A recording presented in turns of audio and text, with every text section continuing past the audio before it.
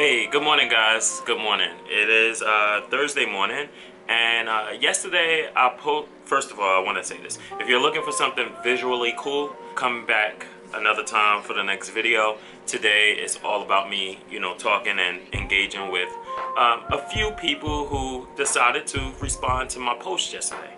On Facebook, I asked a question asking you guys to ask me a question, and there were a few people that asked me some questions, so I'm gonna spend today answering the questions throughout the day. So you won't sit here and see me talking all in one spill. That is totally boring. But I will, make sure that I get to each question as I move around throughout the day. I think that's how I do it. Look who is here rating the snacks. Always. No shame. None whatsoever. I don't care.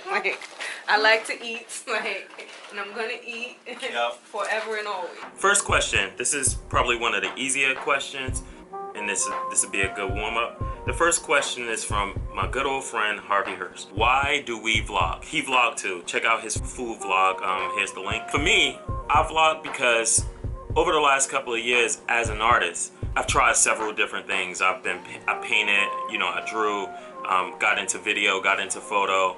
Career-wise, I still do, the branding and creative marketing. And I think I confused a lot of people. I also vlog because I want to get better at video. I want to get better at storytelling, and I want to get better at, just producing, good content. So I figured if I can push myself to, edit video every night, or at least, 3 to 5 times a week, this will help me with speaking to the camera better. It will help me with editing video. It will help me with telling a story. It will get me just totally comfortable with different cameras, and I'll also gain the trust of my audience because, I'm bringing to you what I'm passionate about every single day. Our longtime friend Dominique is here. Dominique, amazing illustrator. She has helped us with a few projects. I think we have a book somewhere out. It exists. Somewhere around here, yeah. The second question is by one of my favorite neighbors all time, Lakin. She asks, what made you join together to become the ARTOHOLIKS and build a brand in the first place? Great question. So, I've always been a fan of collective. I've always been a fan of groups. Remember back in the 90s you had Wu-Tang, Bad Boy, Rockefeller, and several other groups. It was just something that I always loved about that. And a lot of my friends, I've been blessed to be around a lot of guys who are passionate about different things in art. So there are other graphic designers that I'm friends with.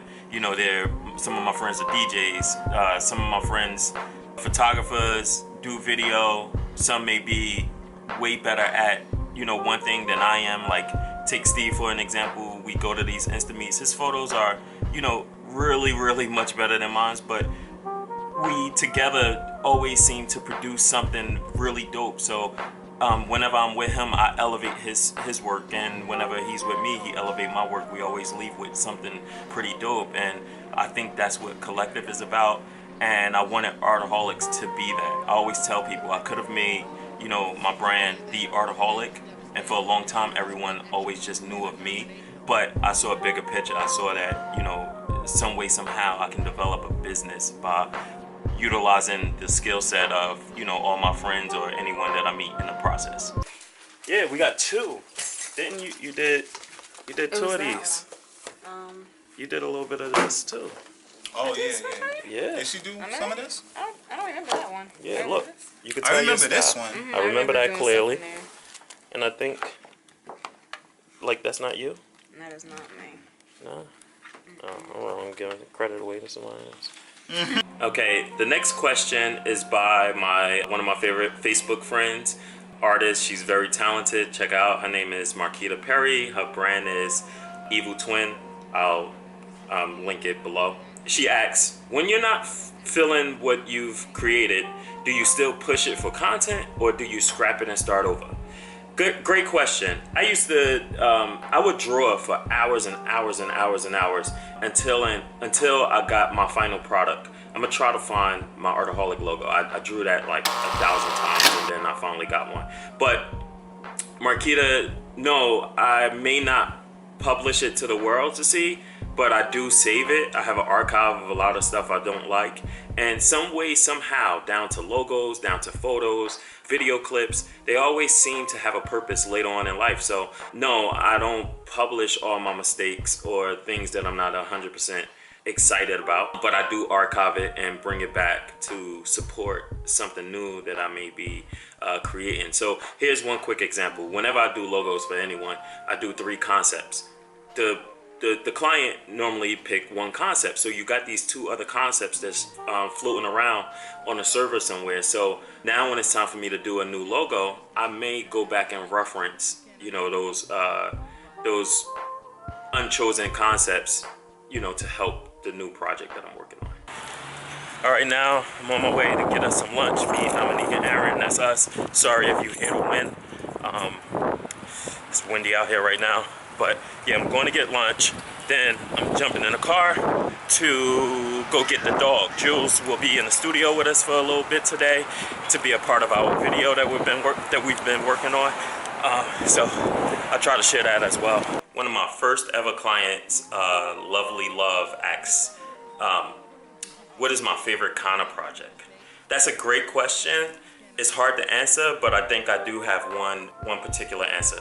I love a project that I can start from start to finish, you know, creating a brand and then, you know, working on it to see this, you know, baby get fully developed. Scotch Porter is a brand that I'm very, very excited and proud of because I was with the owner from day one, and we created everything from the color scheme to the fonts to the logo to the packaging to just everything. Everything had my name on it, and I don't mean that in an egotistical way, but he allowed me to baby this. And I love it when a project can be collaborated with. You know, it wasn't just, hey, Iquan, do this. Him and I, we sat down and we strategized. We looked at examples and samples and, you know, all this different stuff together and just created this massive brand together, and you know, that's dope. Look, say hi, Jules. Jules, where are you? Say hi. You're in the vlog. My buddy Udi, I'm calling you Udi, asked me, what lessons have I learned throughout my Artoholic journey? The lessons that I learned is just to not give up. You know, I've been doing this for 10 years now, and I feel like this year is a brand new year. Like, I started over. It was tough. It's times that I do just want to go work for PSENG or work for UPS or something like that, but something keeps me here, and I feel like this year I'm finally being rewarded. You know, I get these random phone calls and I wake up and I'm like, oh my God, I can't believe this is happening. And the one thing I can just say is, don't give up. You know, I worked for other people. I had odd jobs, part-time jobs and stuff like that while still keeping the Artoholics in the forefront. So if I had to give this advice to someone, if you're passionate about something, figure it out. Don't give up. Just keep going at it. Even if it's part-time, don't give up. Say, hi, I'm Dominique. And I'm taking over the blog today. Oh, and I'm taking over the blog today. There you go. And it's already recorded? Yep. Oh.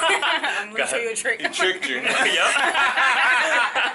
My good buddy Cliff Davis asks, what inspired me to create Artoholiks? This is very similar to Lakin's question, just a different spin. So the reason why the Artoholiks is the Artoholiks because I wanted a collective of creatives. The reason why I created the Artoholiks is back in 2002, Aaron, my friend Kadir, and my friend Muhammad, we set out to just create a business, and it was called Brick House Designs. And for a long time, I hated that name. And then the 4 of us, we kind of split up. Aaron is still here, but the other 2, you know, we parted ways and, you know, just made way. So I just wanted something new and fresh, something a little bit more cool and original. I didn't want to tie myself to Norg that way. Not that I have a problem with Norg, of course. I just didn't want that to be in a name. I wanted it to be, you know, just a little bit more universal. I just ran with it from there. I think the Artoholics gave me the ability to do more than just design. Perfect. All right, now go again. Go, Jules. Go. Go.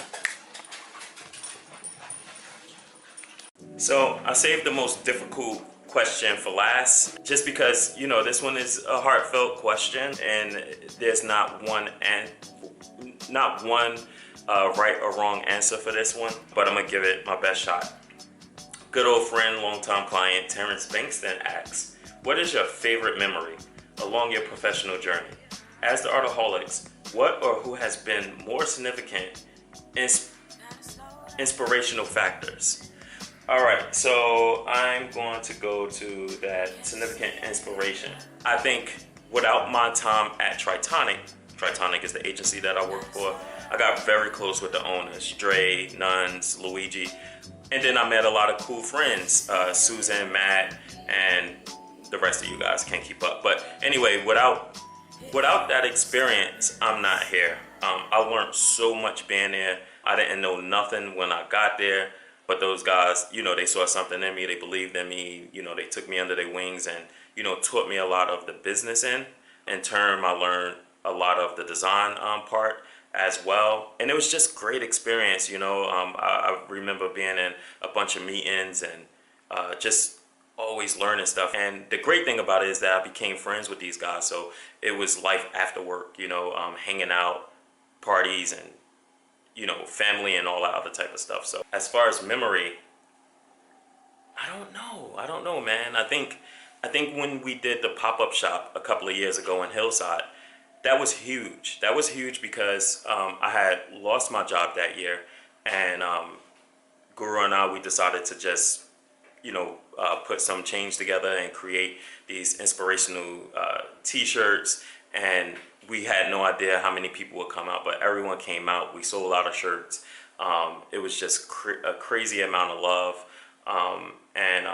And I think people just really bought into the overall concept. It wasn't about selling the shirts. It was bringing all these different types of people into one place and seeing them happy, seeing them share and wanting to be a part of something.